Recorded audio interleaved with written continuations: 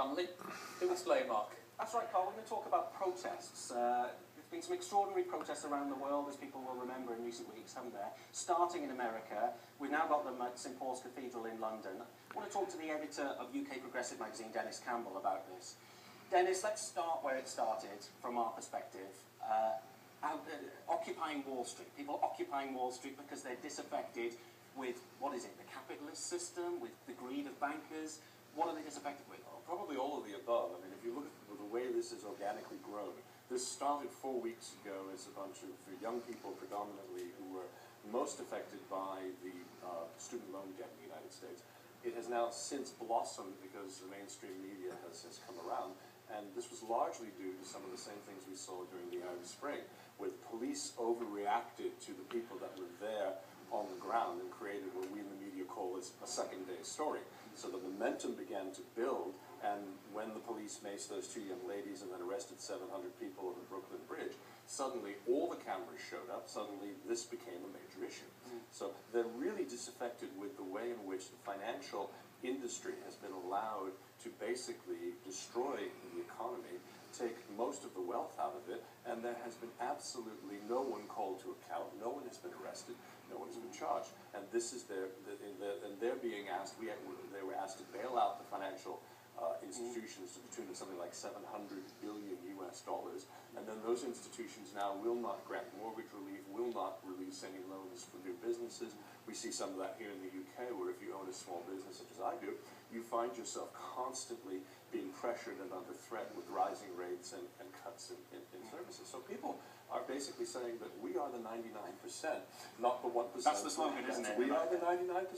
And that has really catched on. It's almost a Republican sort of Tea Party slogan in its simplicity.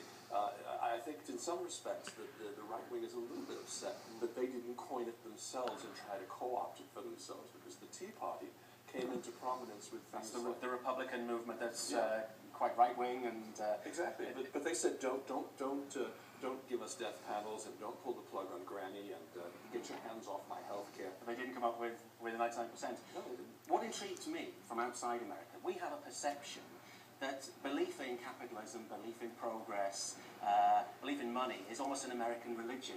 How is this playing out in the Midwest, for example? What do people make of these young people? Are they threatened by them?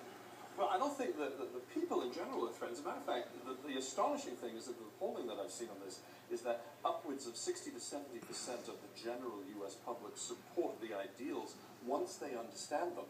If they can get past the idea that you have a bunch of people essentially living in a public square and every weekend their numbers grow and swell. This movement called Occupy Wall Street has now taken over 700 cities in the United States. There are movements everywhere, and now and of course beyond the United States. We've got them in London in particular, outside St Paul's Cathedral. I saw some of the films coming from there the other day. There's a lot of emphasis on what people are against. There's not so much emphasis on the way forward, on what the solution to that is. Is that a problem for these movements? Of course. I mean, in the long term it is. And what you're seeing now is you're seeing people are starting to come to the forefront that are saying, if you really want to push an agenda, then you have to also work within the system. And that's the danger. You're seeing a bit of a wedge trying to be driven between the two sides of this. And we saw this in Egypt. I wrote a book called Egypt Unshackled, and we saw that the older population was trying very hard to drive a wedge between the young students, particularly as the Arab Spring, the 18 days of the Egyptian Revolution went further and further. It almost fell completely apart during that third week until the young organizer, Wild Nona, was released from prison, and then we saw how it actually ended. They're in that little bit of a lull now in week 4.5, almost 5, and that I think is going to be an issue for them going forward. Have they got, we haven't got a lot of time left, so fairly briefly, have they got international cooperation? Are all these cities talking to each other?